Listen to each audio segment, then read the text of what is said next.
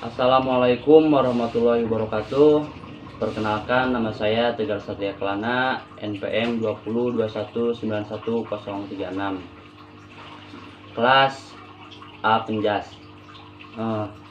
Di sini saya akan mempraktikkan tentang makalah perkembangan peserta didik.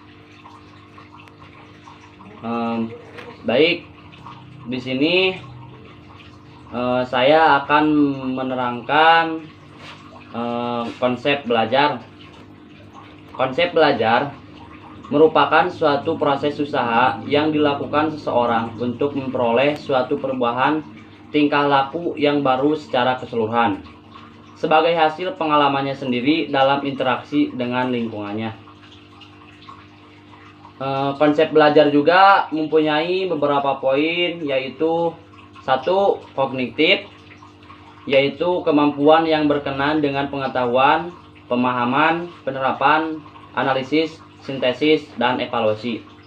Yang kedua, efektif, yaitu kemampuan yang mengutamakan perasaan, emosi, dan reaksi yang berbeda dengan penalaran yang terdiri dari kategori penerimaan, partisipasi, penilaian sikap, organisasi, dan pembentukan pola hidup. Poin yang ketiga, psikomotorik, yaitu kemampuan yang mengutamakan keterampilan jasmani, terdiri dari persepsi, kesiapan, gerakan terbimbing. 2. Definisi belajar menurut para ahli. Di sini saya akan menerangkan definisi belajar menurut para ahli. Yang ke-1 Trianto, yang kedua Winkel, yang ketiga menurut Doris Lessing, yang keempat menurut Ahmad Mujahir, yang kelima menurut Cronbach. Baik, yang ke-1 menurut Trianto, belajar sebagai perubahan pada individu yang terjadi melalui pengalaman dan bukan karena pertumbuhan atau perkembangan tumbuhnya atau karakteristik seseorang sejak lahir. Yang kedua menurut Winkel, belajar merupakan suatu aktivitas mental atau psikis yang berlangsung dalam interaksi aktif dalam lingkungan yang menghasilkan sejumlah perubahan yang relatif konstan dan berkelas. Yang ketiga, menurut Doris Lessing, belajar adalah mengerti sesuatu yang telah diketahui sepanjang hidup tetapi dengan pemahaman yang berbeda. Yang keempat, menurut Ahmad Mujahir, belajar adalah syarat mutlak untuk menjadi pandai dalam segala hal, baik dalam bidang ilmu pengetahuan maupun keterampilan. Yang kelima, menurut Cronbach, belajar sebagai suatu aktivitas yang ditunjukkan oleh perubahan tingkah laku sebagai hasil dari pengalaman. Poin ketiga yaitu prinsip belajar. Prinsip belajar terdiri dari 7 poin, yaitu ke-1, perhatian dan motivasi. Poin kedua, keaktifan. Poin ketiga, keterlibatan langsung atau berpengalaman. Poin keempat, pengulangan. Dan poin kelima, tantangan. Dan poin keenam, balikan dan penguatan. Dan poin yang terakhir yaitu perbedaan individual.